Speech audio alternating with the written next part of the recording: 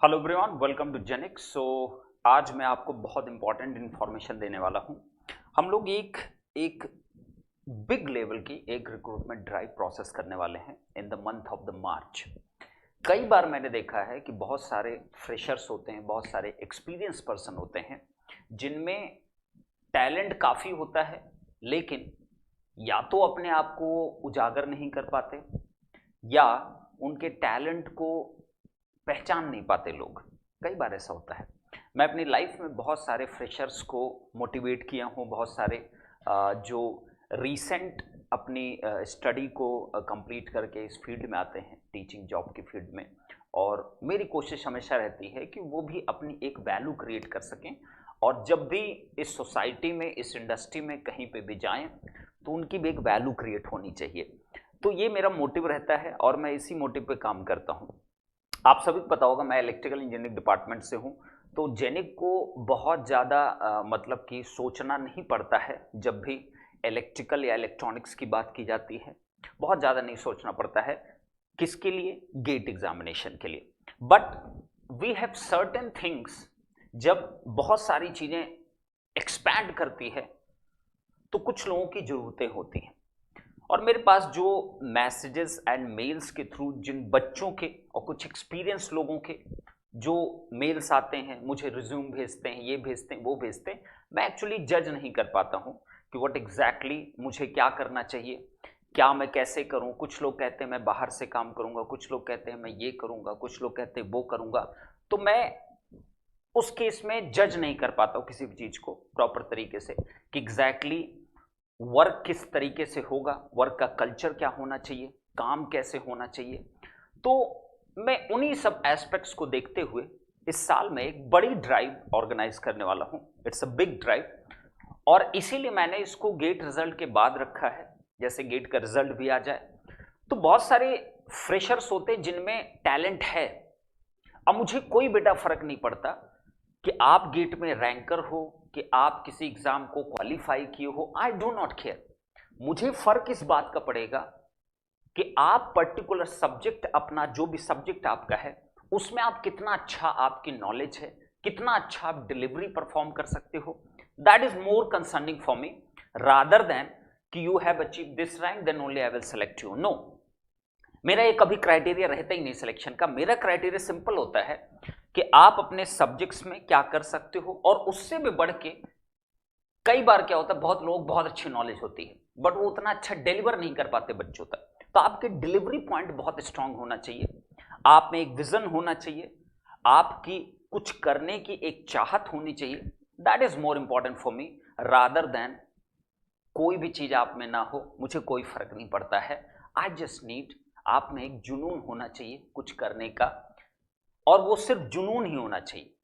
ना आप बहुत ज्यादा मनी ओरिएंटेड होने चाहिए, ना आप बहुत ज्यादा आप स्विचिंग बिहेवियर टाइप के होने चाहिए। तो आपका एम होना चाहिए खुद को आगे बढ़ाना, दैट्स इट। जैसे कभी भी आप मेरे पास से आप इतना अपने आप को उभार लो, इतना ज्यादा आप मेहनत कर लो उस चीज में, मेरा पूरा कंप्लीट एफर्ट आप ले लो, मेरा पूरा कंप्लीट गाइडेंस आप ले लो, और इस लेवल तक आ जाओ कि कभी आपको जाना भी हुआ तो एक एटलीस्ट एक वैल्यू क्रिएट करके निकलो कि कहीं से आपको मेरी इवैल्यूएशन का डबल इवैल्यूएशन मिल सके। देन ओनली आप समझ लेना आप थोड़े सक्सीड किए हो, that's it. Otherwise there is no success in that, कोई मतलब नहीं है।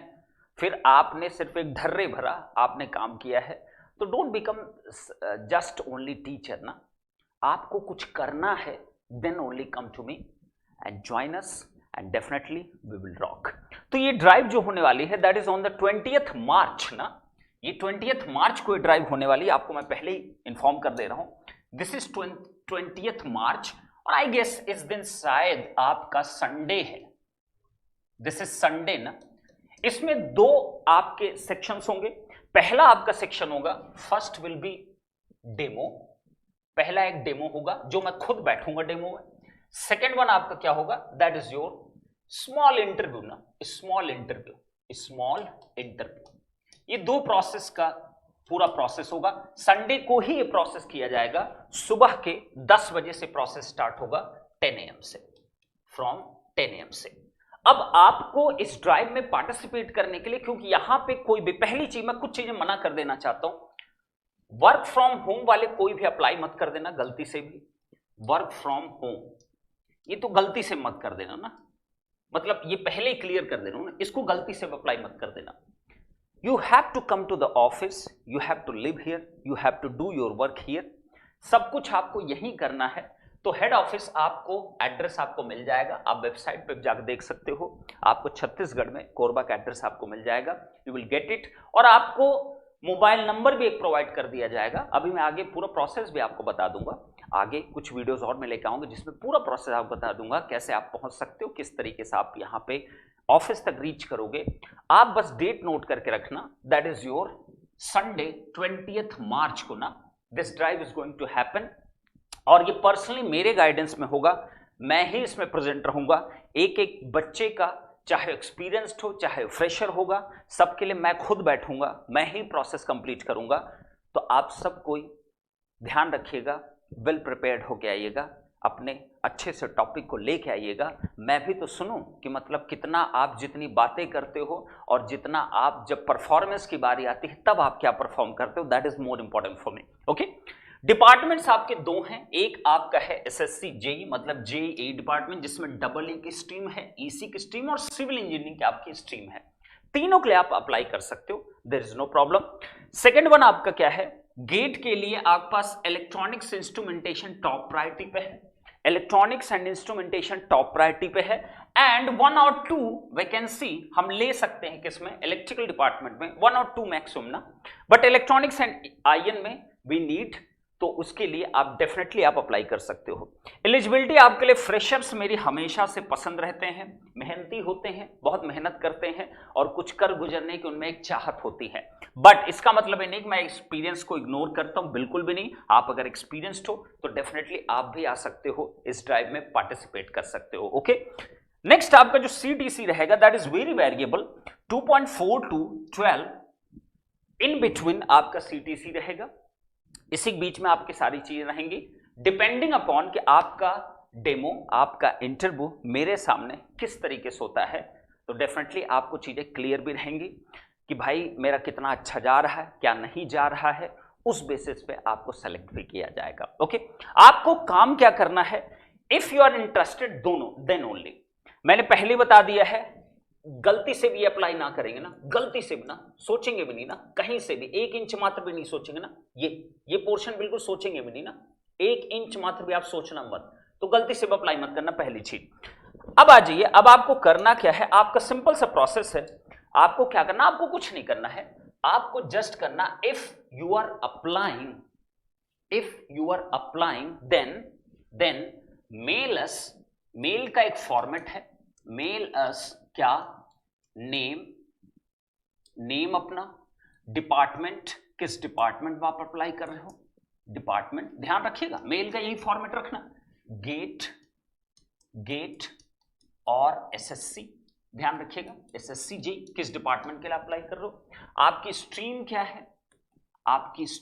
है, स्ट्रीम भी मेंशन करिएगा, डबल ई है, ईसी है, आईएन है और सिविल है ना, ये जरूर मेंशन करिएगा, ये बहुत जरूरी है। नेक्स्ट आपका टाइप, आप किस टाइप के हो ये लिखिएगा, इसमें क्या, अगर आप फ्रेशर हो तो फ्रेशर लिखिएगा, और अगर आप एक्सपीरियंस्ड हो तो एक्सपीरियंस लिखिएगा, एक्सपीरियंस्ड, करेक्ट, ये आपका फॉर्मेट है ना, दिस इज योर फॉर्मेट। उसके बाद आपका क्या रहेगा, आपको इतनी चीजें टाइप करके वहां पे मेंशन करना है, टाइप करके मेंशन करना है। दूसरी चीज और साथ में क्या अपलोड करना है, अपलोड और अटैच योर